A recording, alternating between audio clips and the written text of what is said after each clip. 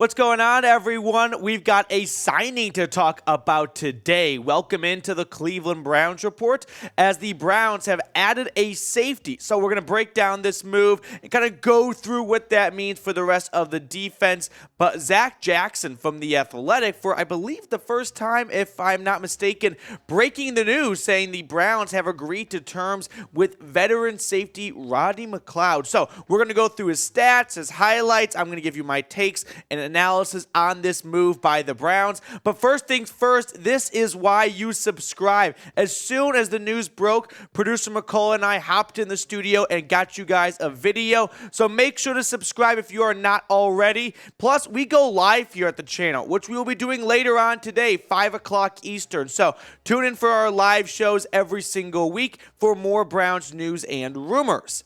Now, let's get to know Rodney McLeod a little bit better, right? Longtime safety in the NFL. He's entering his 12th season. Started his career off in St. Louis with the Rams. Then he was a longtime member of that Philadelphia Eagles defense. And most recently, he played with the Indianapolis Colts. Now, Jim Schwartz, when he was the DC in Philly, had Rodney McLeod as his starting safety. In fact, Rodney McLeod has been a starting safety for his entire NFL career, essentially. Looking at some stats here, 156 career games. He has started 138. Now, you can see what he has done over the last 4 seasons, which is, for this point in his career, be pretty available, right? He's never actually, only once, I should say, he has gone below 13 games in a season. So he has always been relatively healthy. He's had a very long, successful NFL career. He's got a Super Bowl ring, over 11 seasons. You can see his career stats. 60 pass breakups, 18 interceptions for the strong safety. He has always been better in coverage. He's not necessarily the best run stopper or dropping down to the box type safety. He's always been good at being a strong safety far away from the line of scrimmage and helping with deep coverage for the defense. Now, Rodney McLeod, his PFF grades from last season, he was sneaky good for the Colts, right? He ranked, according to PFF, as the 7th best safety, which definitely surprised me. Like, when they signed Rodney McLeod this morning, I did not think they were signing a top 10 safety in PFF size. But the Browns add a very good piece to the back end of their defense. Overall grade 80.1, and coverage, like I said, is his specialty, 85.3. Now, I know this is not a blockbuster name, but I think it is a notable name. Like, Rodney McLeod is not someone we go, who? I got to look up his Wikipedia. So let me know, do you like the signing? Give me a Y for yes or N for no. It's hard to really be against a depth piece signing. They're not adding him to be a starting safety. They've got that in Delpit and Juan Thornhill, and we'll talk more about the safety room later on in the video. But I like this move for a lot of reasons, but let me know what your thoughts are in the comments section. Now, I think Rodney McLeod is going to fill that Ronnie Harrison job that he had last season as that third safety, which Harrison sort of lost that gig towards the end of the season when DeAnthony Bell, the UDFA who made the roster, was getting more snaps than Ronnie Harrison after Delpit and Johnson. Now, when we look at Cleveland's safety room, Juan Thornhill and Grant Delpit are your 2 starting safeties still.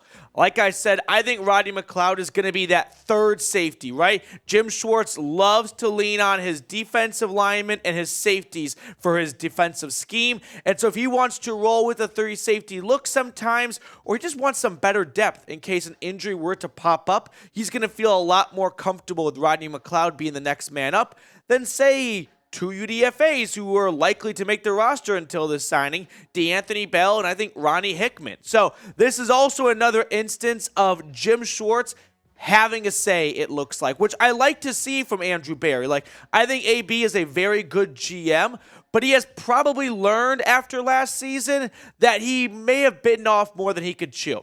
And it's a good idea to get input from others and to take on a former head coach and longtime DC in Jim Schwartz, and then go to Jim and say, hey, which defensive players do you like, right? Let's collab here and let me know who you want to be coaching, and I'll get those guys in the building.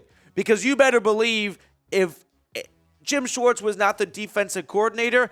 I don't think Ika's the pick for the Browns in round 3. That screamed Jim Schwartz selection. They also probably went with his guy, Isaiah McGuire, or at least who was available when the Browns were on the clock in day 3. So we've got another situation here, or another instance of Jim Schwartz, having a say in this type of matter, in this decision, and he gets one of his old players from Philadelphia who started a lot of games for him in the city of brotherly love. 6 years in Philly. He did not play all 6 years with Jim Schwartz as his DC, but he started 75 games for the Eagles, so he's got tons of experience, and it looks like Schwartz wanted to add some more experience to this room behind two younger guys in Juan Thornhill and Grant Delpit. Like, they're not puppies, but they're not 11, 12-year vets in the NFL either. Now, we're going to break down this move in more detail in just a moment, but I also want to know this from everyone watching. Who do you guys think the Browns should sign next? Like I said, we're going to go live here on the channel, and we still will later on this afternoon, but we're going to talk some free agent targets for Cleveland, right, specifically at the running back position. But let me know if there is someone out there that you are dying for Andrew Berry to add to this roster. Some more thoughts I have on the Rodney McLeod signing. Like I said, it's a bit of a young safety room. So for the Browns to add just overall, like, good talent, like Rodney McLeod, I don't think is washed by any means. So you're getting good overall talent, but maybe even more importantly, remember the safety room last year that had horrible miscommunications? I mean, we're not going to know for sure if that was all Joe Woods, John Johnson, since we've seen some switch up there, but all in all, they are adding a very veteran piece on the back end, along with Jim Schwartz, of course. So hopefully those disastrous miscommunications that leave Corey Davis wide open, or was it Robbie Anderson for the Panthers? Yeah, in week 1.